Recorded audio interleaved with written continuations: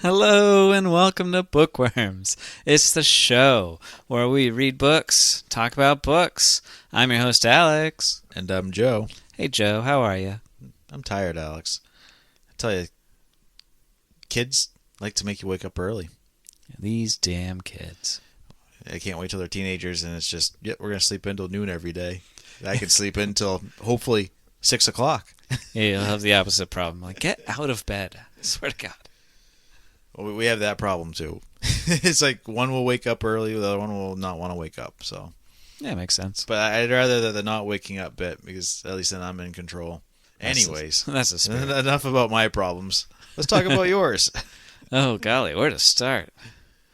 Well, we read a book. It's not really a problem. That's a solution. Yeah, I was gonna say this was a good book for once. We turned it around after last month.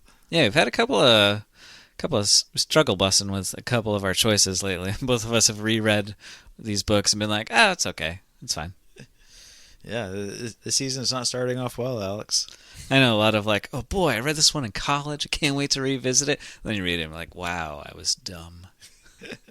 Not with this book, though. This is a classic right here.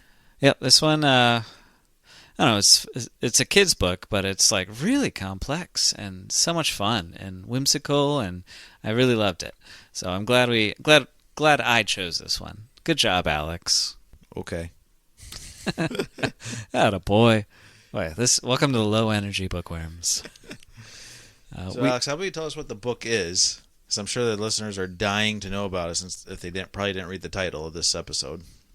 Well, they did obviously at least listen to last month's epised where I told you what it was. Probably not, because they probably cut it off about halfway through that book because we were bashing it so hard. Oh, the best episodes are the ones where we're bashing the book. What are you talking about? Yeah, I guess that's kind of true. Putting Tom Felton in his place. Took us, and it took guts. Let's get back to this book, Alex. We read Howl's Moving Castle by Diana Wynne Jones. Have you watched the movie for this? I actually watched it recently, so Okay. I was excited. I have not watched it. Yeah, I was surprised by the amount of differences while still staying as true as you could to the subject matter. There were some really big plot differences between the two, though. We could probably talk a little bit about that if we're hurting for space. Okay, I think we can squeeze that in if you feel you must. We might. But so Diana Wynne Jones, she was a Welsh author. Good place of the world. Yeah, I love Wales. I've been there once and I loved it. It was great. My one trip to Wales, of course, we went to the Doctor Who museum. Of course, as one would naturally do. Yeah, absolutely. And Because, I mean, who cares about all the history, the mountains, the castles, all that stuff? Let's go to watch Doctor Who stuff. and the Torchwood show. It's like a spin-off of Doctor Who. Ooh, yeah. But it was like shortly after like the episode where Ianto Jones gets killed. Spoilers. So there was this huge shrine to his character, like in the bay where the Doctor Who museum is, and where they filmed a lot of shots for Torchwood. So I went there and I like wept, and it was great.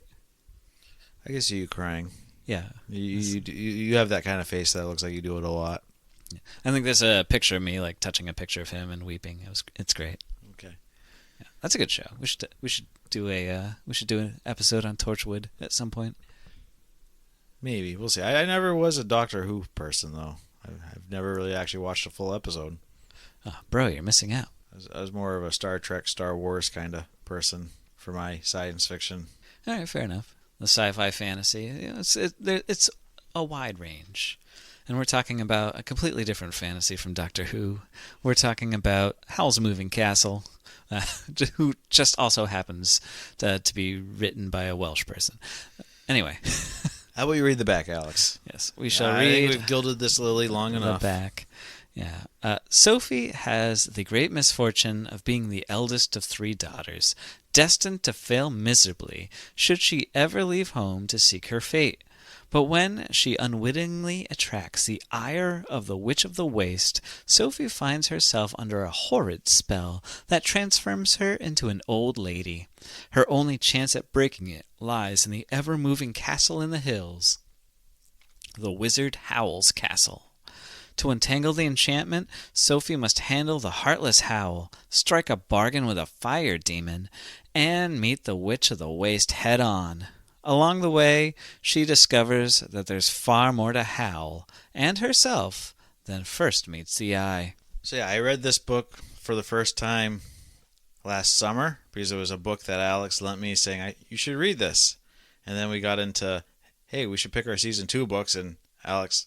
It's like right when I was about to start, Alex said, this is going to be one of my books for season 2. I'm like, great. Okay. I got to read it twice in like a year. I can do this. And it's one of those books that you probably could stand to read twice because there's so much like duplicity in like almost every character is not quite what they seem. It's really hard to follow in places. Yeah, I did not mind having to read it twice. It was a very enjoyable book. I don't think I got like when I reread Use of Weapons, there was a lot of stuff I was picking up on that I missed the first time. This one, I did not have that. But it was still it's a very fun read. It's fast-paced. You just keep going.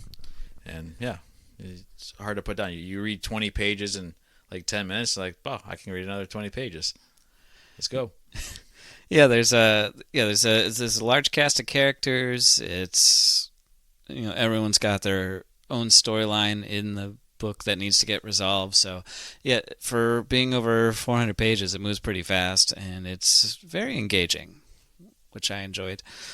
I keep saying it's a kid's book, but it's probably one of the most like mature and like complex children's book I've ever read as far as plot goes. I think this is one of those books because it was written in the 80s, I believe. Yeah, 86, I think it came out. It was still in the time where they treated children as if they're smart, that they can handle adult concepts, just written so that they can actually read it with smaller words, shorter sentences, that sort of thing. But I think from a time before they start pandering to kids to say, oh, you don't have to read something so complex like we do now. At least in a lot of children's literature I've seen. But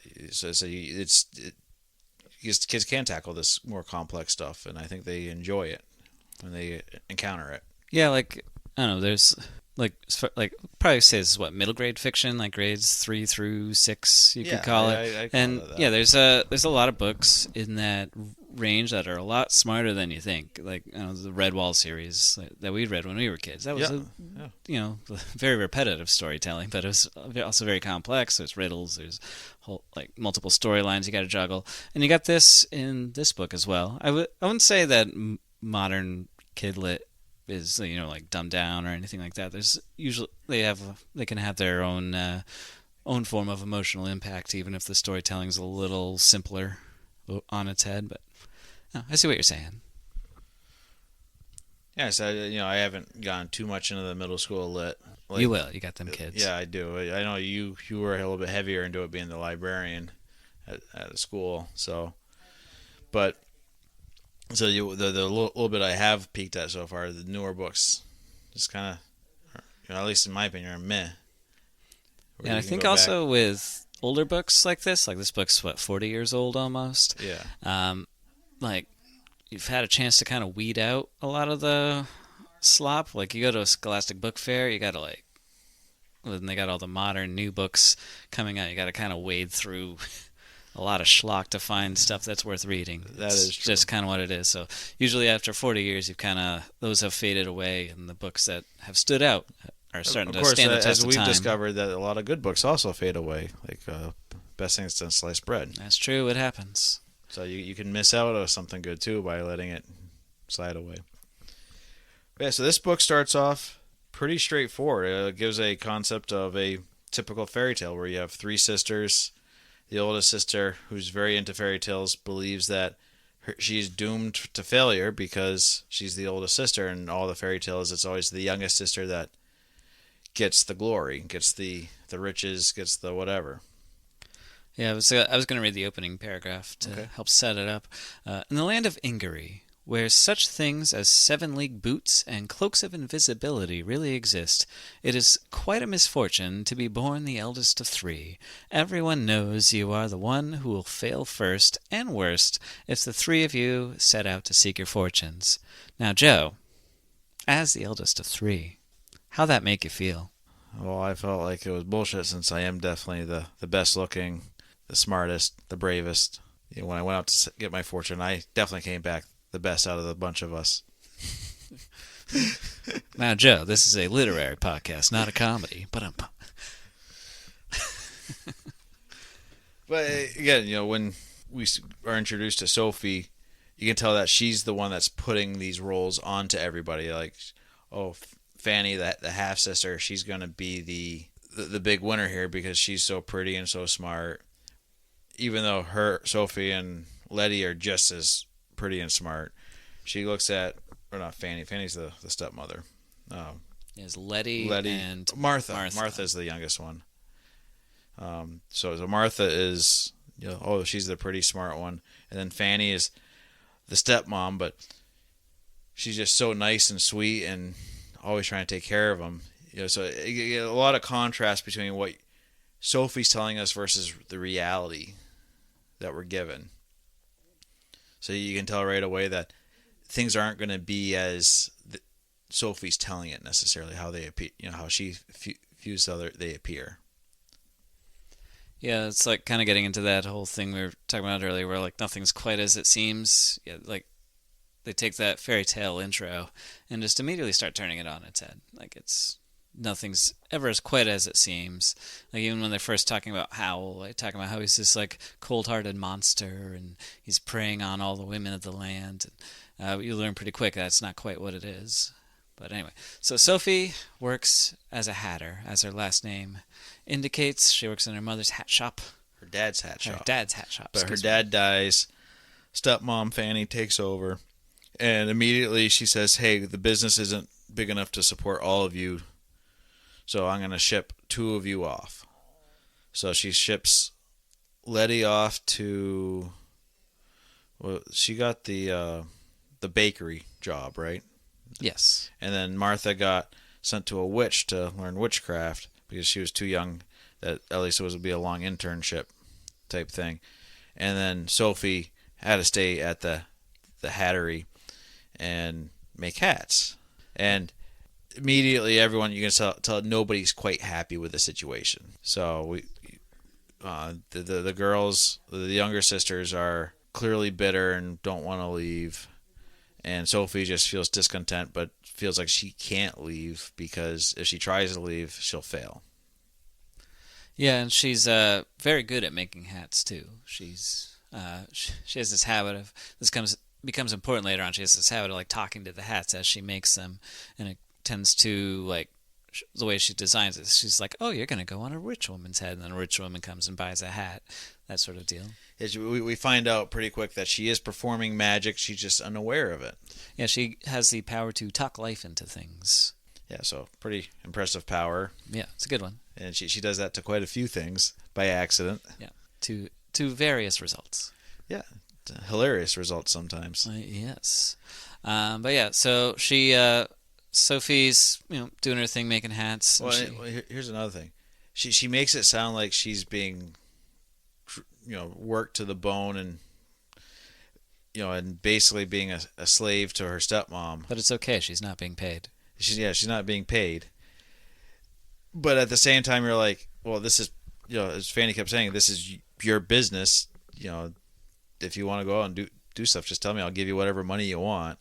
And 2, it's a very successful business. So the more, it's kind of like the thing that the better you do something, the more work you get. Basically what's happening here, she's selling hats as fast as she can make them. So she's always making hats because they can't keep a good stock on them. But because of that, they're making lots of money. So it is, said when Sophie is complaining about it, she doesn't have a problem with working hard. As we find out, she loves to work hard. She loves to stay busy. But she's acting like, oh, this is a terrible thing when that's just what being a merchant is, being a salesperson, being a builder of stuff. You just you have to keep working because that's what you're selling. Yeah, she's no stranger to just kind of grinding it out. It's just like the fact that she kind of starts to slowly learn that her mother's really kind of taking advantage of her in her trainee position, quote unquote. Well, again, we find, this is spoiler alerts. We find out that she wasn't taking advantage of her.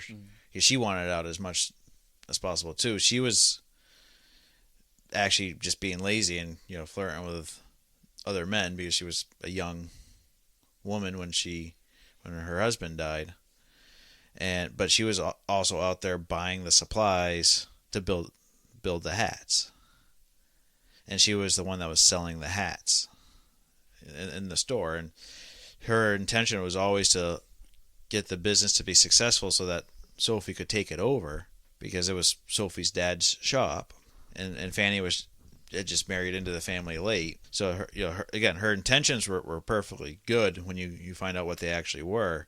Just Sophie's and Martha's and Letty's views of it are basically bratty teenagers. Oh, they hate me and they're trying to take advantage of me. He's like no, that's just life. You're doing what you're supposed to do. And basically, as Fanny's taking a step back from the business, and Sophie's starting to run it, it's like, Fanny's just like, you would have taken over the business, and I would have retired and taken what I felt was a fair share and left the rest to you. I think it was Sophie's not understanding that she was an owner of the business. She could just take that money and spend it however she wanted. It wasn't, she didn't earn a wage. She earned whatever she sold.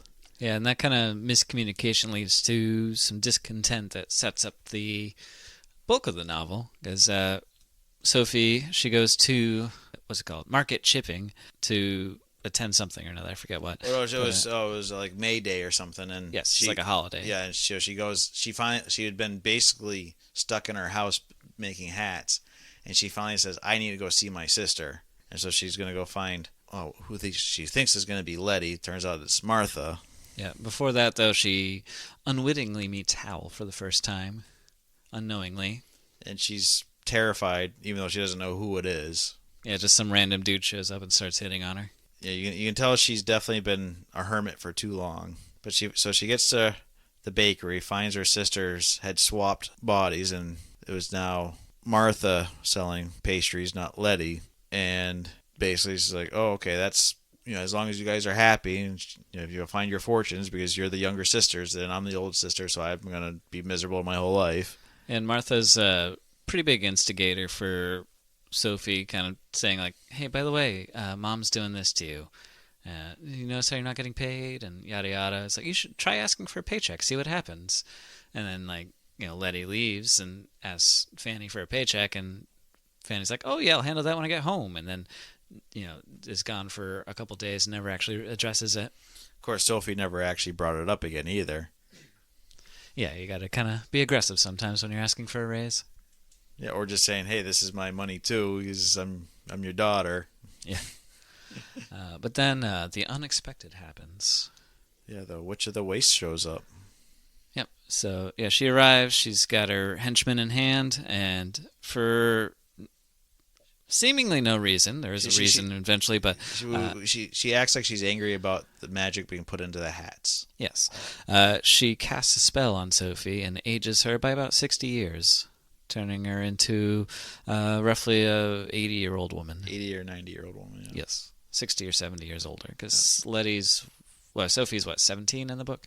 I thought she was close to 20. She might have been, but yeah, she's between the ages, she's in her 80s. We'll just call it that. Immediately ages her. In classic British fashion, this does not shake Sophie as much as you think it would. She does not freak out. She's just like, oh my. She's like, yeah, that kind of fits. I mean, I am an old maid. And she decides, you know what? I'm just going to leave.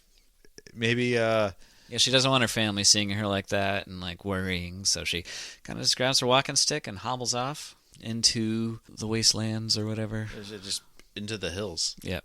Where Howl's moving castle is. I was reading some, the author notes. This is a big difference between the book and the movies. So a lot of people have seen the movies. Probably more people have seen the movies than have read the book at this point.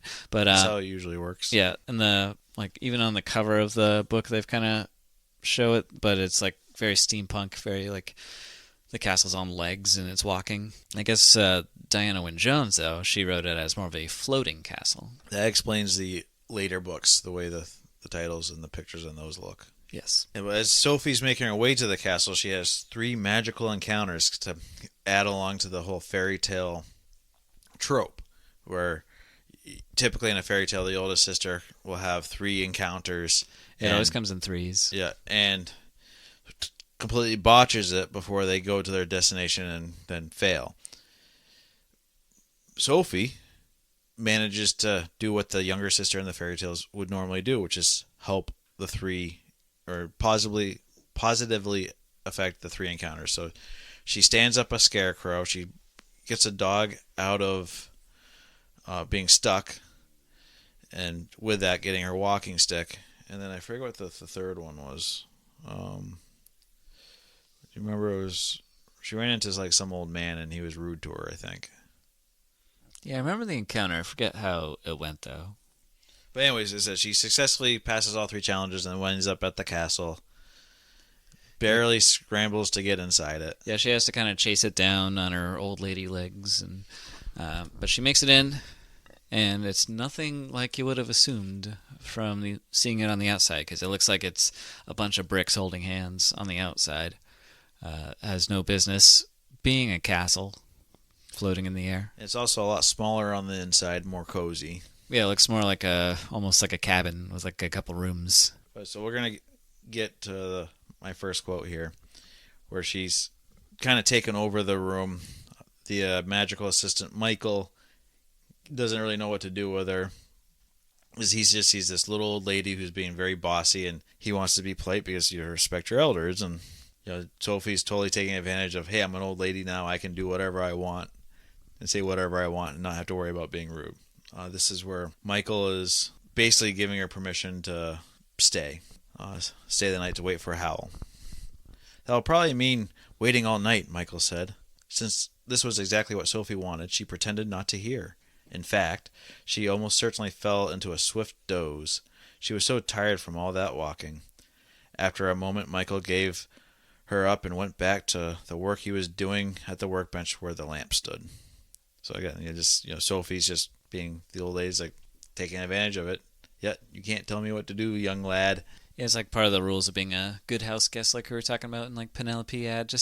He's like, he lets her in and kind of takes her in, and that's about all you can do about it. But she quickly meets the fireplace. Calcifer. Yeah, Calcifer. She discovers there's a fire demon in the castle. And you can see the enchantment on her. Says, let's make a deal. Yeah. So they both have something going on where, like, the aging spell on Sophie, part of the spell is she can't talk about it unless somebody already knows about it.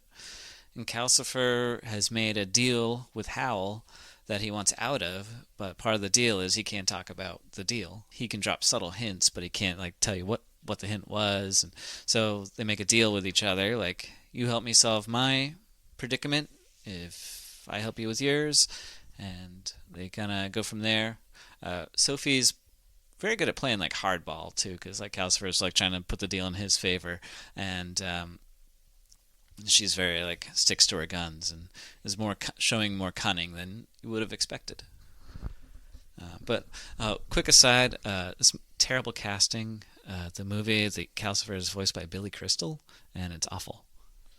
I could see that being awful. I could see why they would want him, because especially that time frame that they would have made the movie, he was like the name for those kind of roles. Yeah, early 2000s. Yeah, he's just I pictured Cal having like a deeper voice. Like he's described as being kind of whiny, but like not that whiny. Not Billy Crystal levels. Billy Crystal does have the whine down to a science. But anyway, so we eventually meet Howl, and he turns out to be nothing like was described. We find out shortly after we meet Howl that Michael was the one that started a lot of those rumors to give Howl a reputation in the town that Sophie came from, so that no one would venture close to the roaming castle. Yeah, Howl is very good. He's got it down to a science on how to repel people. He kind of he seemingly wants to keep to himself and just like sell his little magic powders and not be bothered by the world, except to like be chasing women because he has this reputation for seducing all the women in the kingdom, and then as soon as they fall in love with him, he dumps them. Yeah, which we find out is part of a curse that the Witch of the Waste put on him. Yes, it's kind of cool how it all like tied together at the end. I was like, oh, this is cool. I love it. It was tied together pretty nicely. And Sophie immediately to earn her place at the castle, starts working hard and cleaning the place up, much to the chagrin of Michael and Howl. Yeah, hilarity ensues as Sophie relentlessly cleans the place because it's a pit. It looks like the most disgusting bachelor pad you can possibly imagine.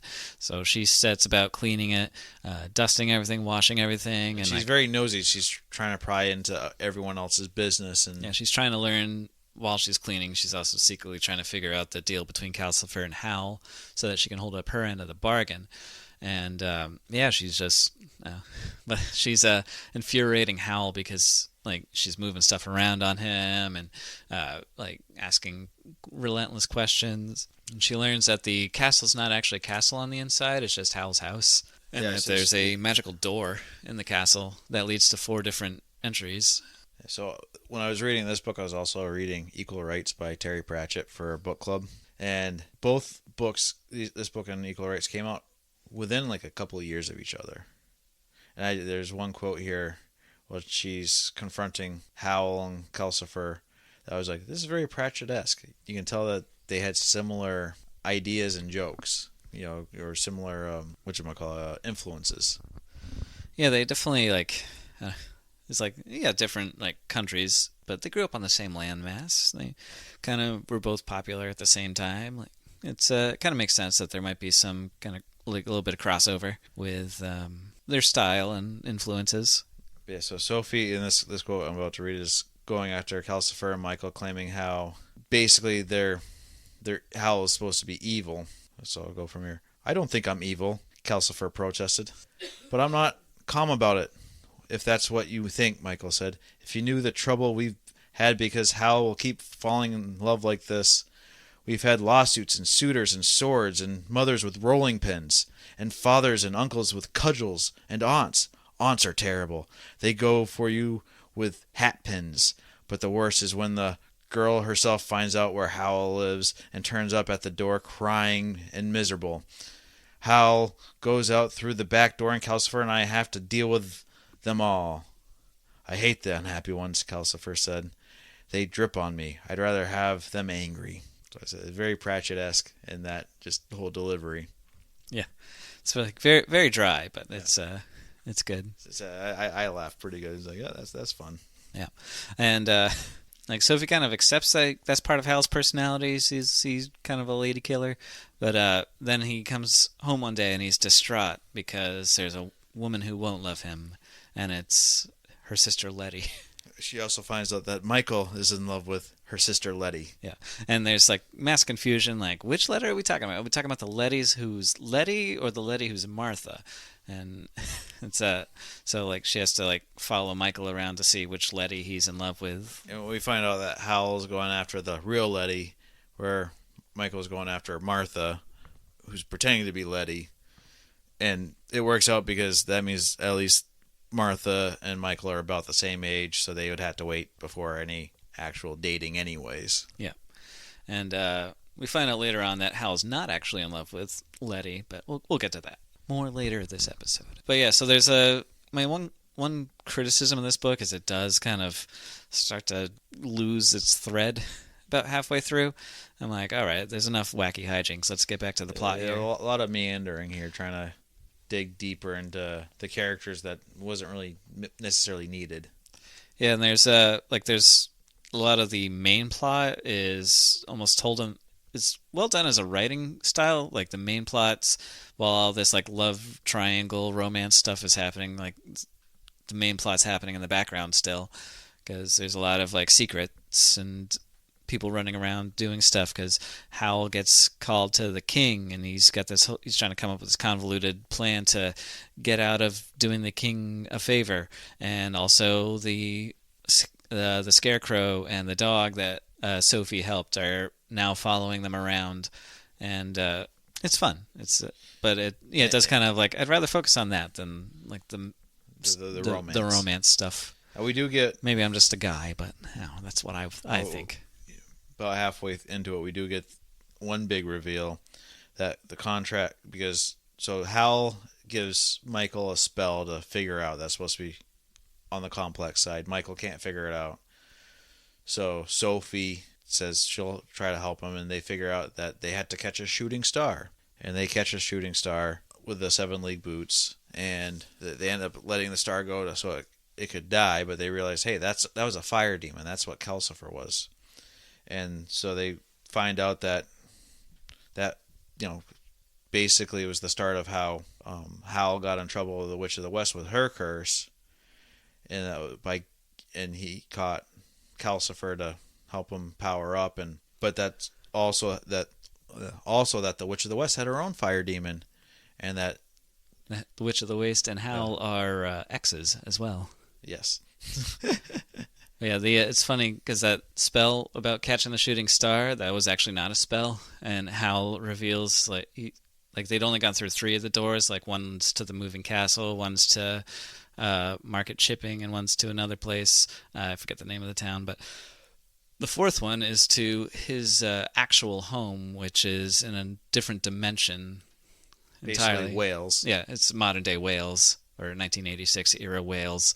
But I did find it interesting that they seem to still accept magic there too. Yeah, because like his family's there, and they seem to know that Howl is a wizard. Or not quite I don't know if they consider him like a wizard. They kind of he has a tension with his sister because she thinks he's just a bum running around and not actually making a living out of himself and just playing with this. But when he does a magic trick for them, nobody seems to say boo about it. They just that's just what Howl does. He's very good at tricks.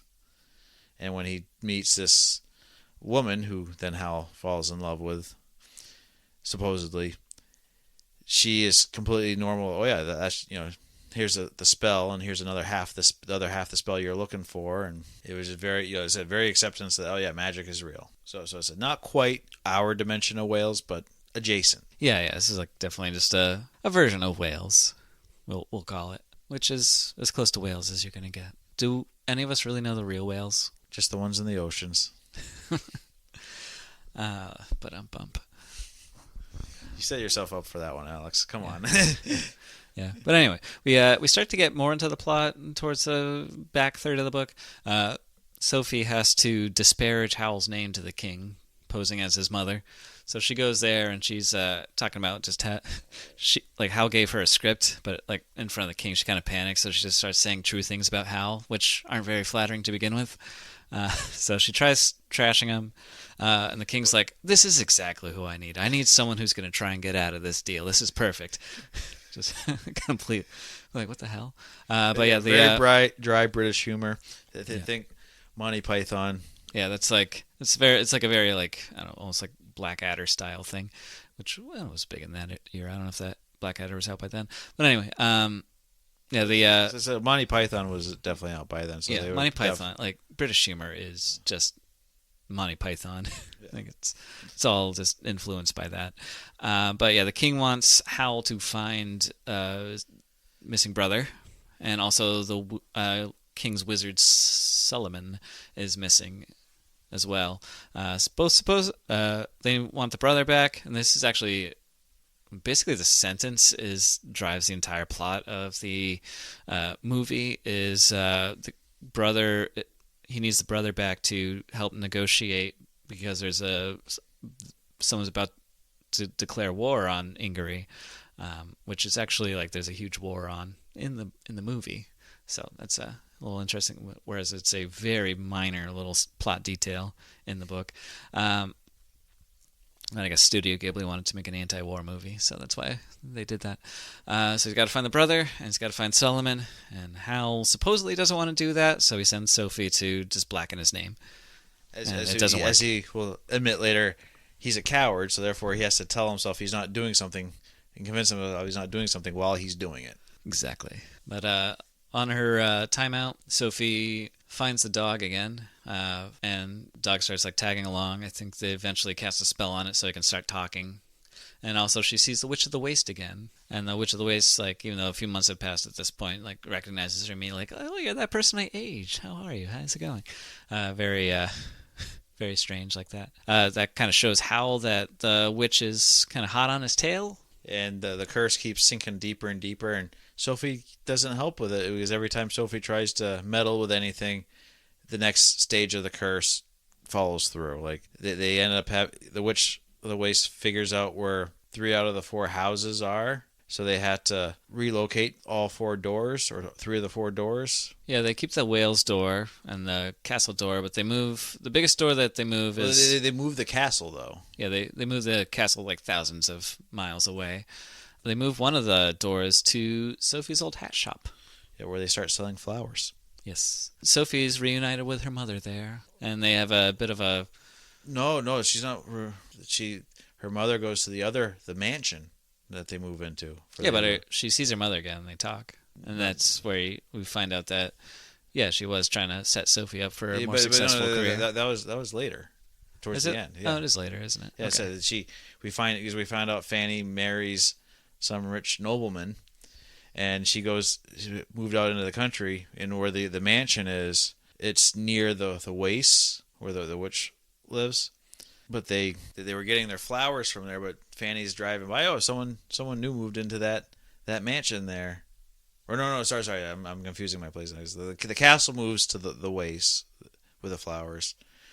But they get a mansion, and they start fixing up the mansion through spells to try to make Sophie happy, because it's a very nice grounds and everything. And Fanny happens to be driving by and says, "Oh, look at that. The neighbor, some new neighbors moved in. I should go introduce myself." She's Lady Fanny. Yeah, and she, even though Sophie is aged considerably, she still recognizes Sophie immediately.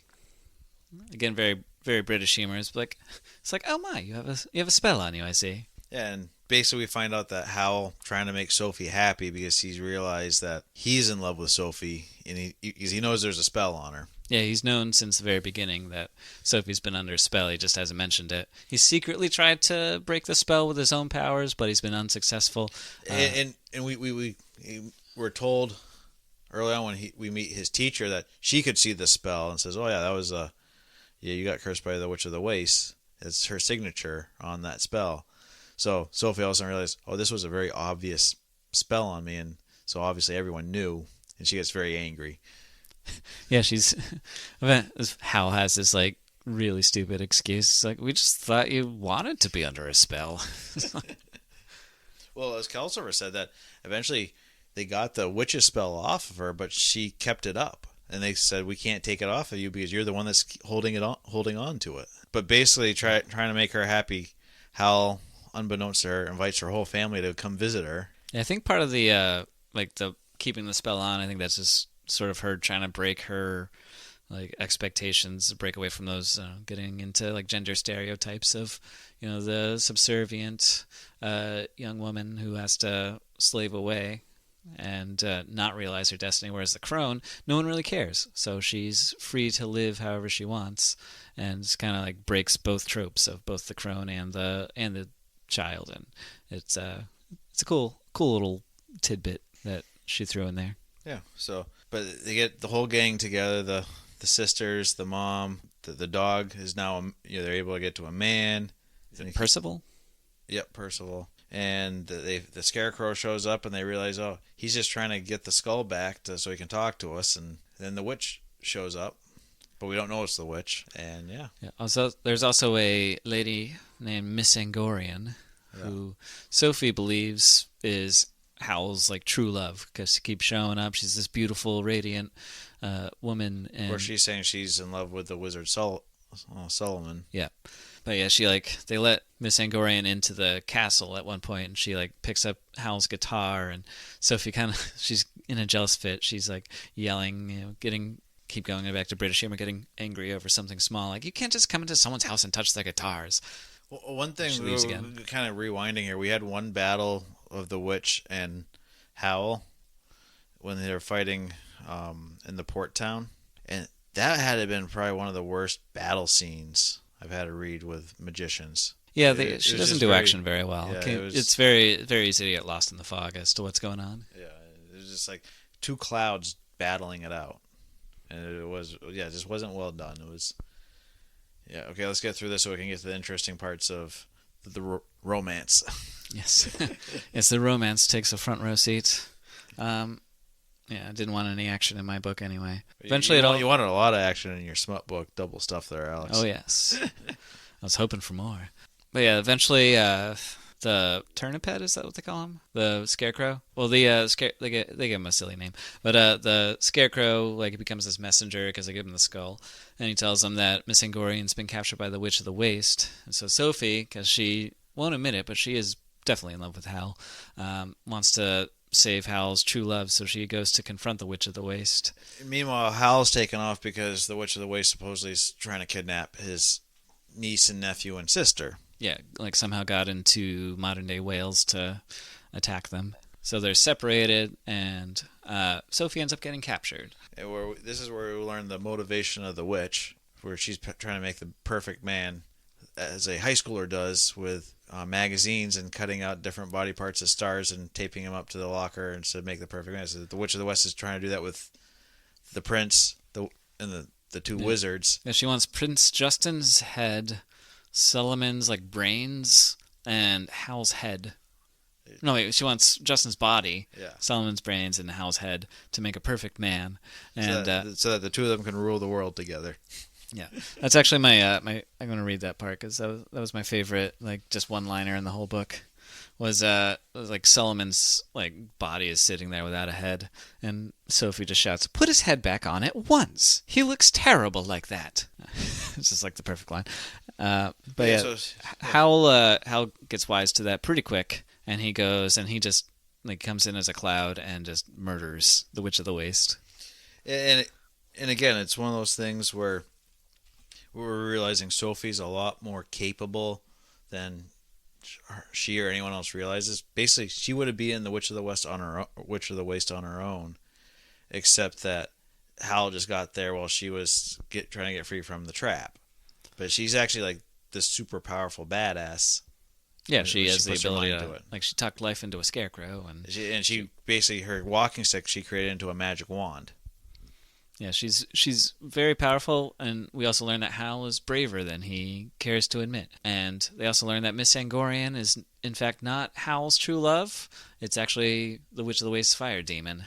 With her heart, because we find out that that's how the contract works to keep the fire demons alive. Yeah, so Calcifer was a falling star, and to stay alive, Howl gave him his heart on the contract that Calcifer stays in the fireplace. I have a little quote here. Right after they beat the witch, and Howl comes back to try to get Sophie out of there. Good, thought Sophie. She slashed her legs free and went across to the headless figure on the throne. It was getting on her nerves. No, my friend, Howl said to the scarecrow. The scarecrow had hopped right among the bones and was pushing them this way and that with its leg. No, you won't find her heart here. Her fire demon will have got that. I think it's had the upper hand of her for a long time now. Sad, really. As Sophie took off her shawl and arranged it decently across Prince Justin's headless shoulders, Hal said, "And I think the rest of what you are looking for is over here." He walked toward the throne with the scarecrow hopping beside him. "Typical," he said to Sophie. "I break my neck to get here, and I find you peacefully tidying it up." That's great. I also wanted to, she at some point is holding Howl's heart in her hand, and Calcifer is slowly dying, and she's like, it had to be Howl's heart she was holding. He had given it away to Calcifer as part of the contract to keep Calcifer alive.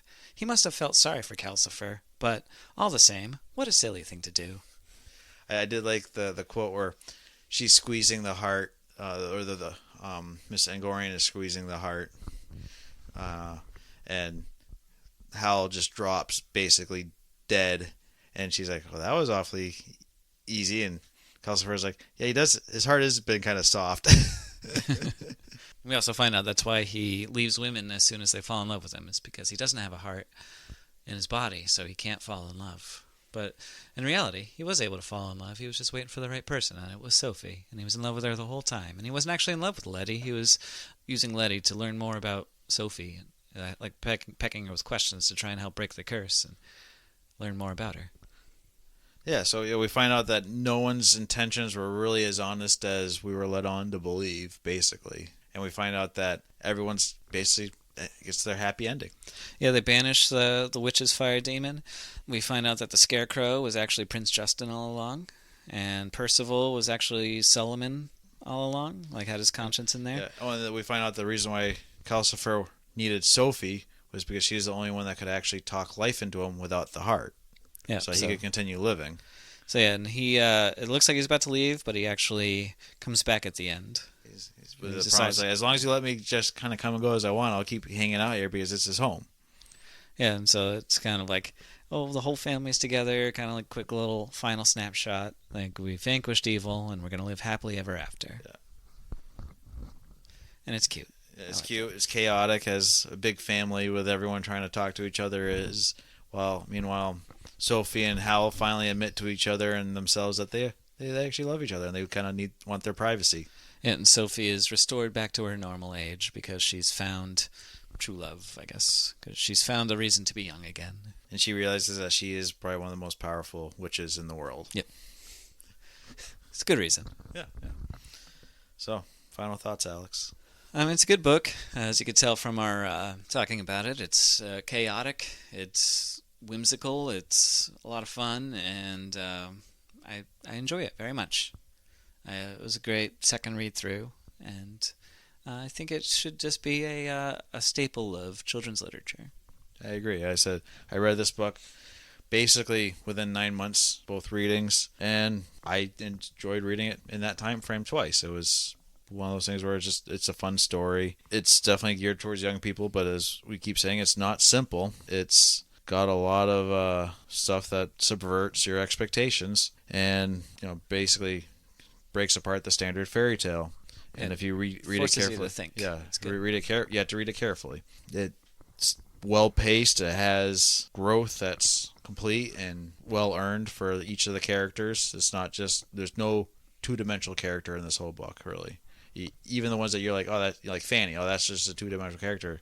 At the very end, it's like you find out, oh, this is a much more complex person than that there was thought put into it. She's just a minor character in this story. Yeah, really, it takes those archetypal beings of the ugly stepmother and the the jealous sisters, and it just kind of turns it all around. It's completely topsy-turvy. Nothing is ever as it seems in this book, and it's really clever. Yeah, I really had no complaints about this book. It is, we had a couple nitpicky things that were really minor, but otherwise, it's just this is a well-written book. Yeah, good job. Strong work. Got questions for me, don't you? I got some questions for you, Alex. All It's right. time to grill you. What was the key relationship between characters in the book?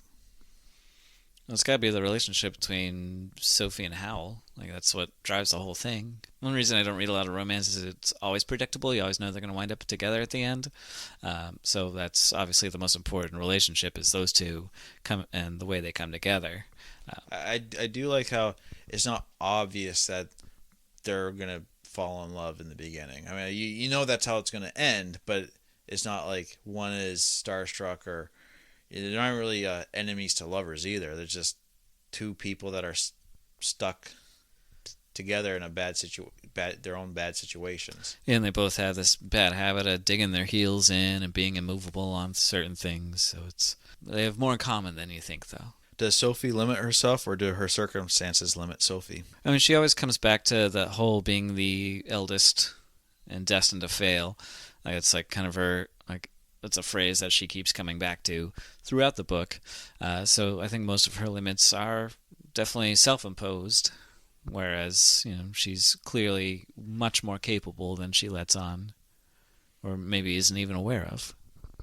I think a lot of it she's just not aware of. She's gotten so caught up in the stories or the childhood stories, that she basically just became naive. It's kind of like in Frozen with Anna, where she was read the stories, and then first time trouble comes along, she's willing to give the keys to the kingdom to the guy she only just met, and she wants to marry him because the stories are love at first sight. So Sophie's read these stories where three sisters, oldest sister always fails, therefore I'm just going to fail. So she hasn't been out, and again, when she's working as a hatter, she doesn't leave her shop. She doesn't go out into the world and interact with anybody. Does Howl avoid responsibility or just make an impression of avoiding it? He definitely, it's more of the impression. Like, he knows what he needs to do, and he does it. He just is going to complain the whole time. How does Wales compare to Ingery, and why have only one door that goes to a different world? Because you got 4 doors. You got one door that's different dimension, but then 3 that go to the same world. I mean, like, Wales is just 1986 era Wales. I don't know much about that time period, but I mean, Ingery's a magical land where 7 league boots and invisibility cloaks exist. So obviously, I think if Hal had to choose, he's going to choose the world that's not your dry, mundane, everyday existence. He wants that. I think he's more concerned with having a little more adventure in his life. Well, I guess I'm looking at it so when he meets up with his nephew, and the nephew and the nephew's friend are playing that one video game, and they're like, Uncle Hal, do you have a new game for me? And he hands them over a game. It's basically Ingery, playing an RPG of that world. It's just like almost like the video games are describing different universes, and so it sounds like Hal gives the nephew all these different games. They're text-based games. They're not going to be like video games that we see them today. Because remember, this is 1986. We got Atari here. Yeah. So they're going to be they're playing text-based games. So it's almost like playing a novel where you're having to type in what the characters do, and they have to hit certain words and phrases to move the plot along. But so it almost felt like with that kind of a nod. Oh yeah, there's other universes out there, and Hal has explored them too. That was my kind of hot take on it. Yeah, he's got this calling, this need for adventure. So it's pulling him away from the world that he grew up in, and he's carving out a life of his own. Is Howl's notoriety deserved? Well, I mean, it's all a mask, right? It is a mask, but it's also, if you go to the 3 different towns he's in, he's got 3 different stories that people know about him, 3 different names. So he's going to Sophie's town, and he's wooing every girl in town. He goes to the capital there, and he's basically the backup wizard to the king. And the castle itself, it's always shooting off fireworks, and it's very dark and foreboding and scary, and no one wants to go near it. Yeah, so I say he takes up different roles depending on the city he's in. So yeah, I think his purpose is to confuse, obfuscate, and inspire fear in people to keep their distance. He wants to be an enigma, and he's very good at doing that. Last question for you. All right. If you could have 4 doors to open anywhere, what worlds would you choose? Probably between your house and mine's. Cut down on driving. That would be convenient. Yeah, I'd probably have to choose some sort of magical fantasy land, though. That would be good. I don't know what I would do, but I'll create my own. And probably the Bahamas. Yeah, mine were definitely somewhere around Mount Sunapee. Again, closer to you, Alex. But more for my skiing. Definitely want a door going to Ireland because I'm obsessed with that place. You sure are. Yeah. Probably somewhere out west to go skiing, and then it was maybe somewhere in Europe or New Zealand to go skiing, or coastal Maine. Yeah. That 2-hour drive is a pain. I changed my answer from the Bahamas to New Zealand because I don't know. I like Lord of the Rings. I just want to go skiing there. That would be pretty cool. So I know I gave more than 4 doors, but that's all right. You don't have any doors that go to your actual house. They just don't. Yeah, pretty much. If I could be anywhere in the world, those basically the mountains. There you go. We're mountain men, aren't we? Yeah. So that's Howl's Moving Castle. Diana Wynne Jones. 5 stars. I think I gave it 4.5. Close enough. So yeah, we have. You have any last comments on that, Alex? No, that's all I got for it. Okay. I think definitely also check out the movie though. I highly recommend it. It's Okay. very different. Like the way they handle the Witch of the Waste is different. The entire plot's different. Solomon is more of a major character in it. It's very cool. And Okay, Howl well- can turn into a bird. And his big secret is instead of like trying to avoid responsibilities, he's trying to stop a war from happening. Okay. I'll check it out. Maybe we'll have to do more of these book to movie comparisons. That's a great idea. Where'd you come up with that? I don't know. You'll have to keep an eye out on the bonus episodes maybe someday. Possibly. Oh my. Stay tuned. Yes. But for now, we're going to talk about my next pick. It's going to be The White Plague by Frank Herbert. Frank Herbert. It's the same guy that wrote Doom, but we're not doing his popular. We're not doing his popular one. We're not doing his popular book. We're gonna his popular one.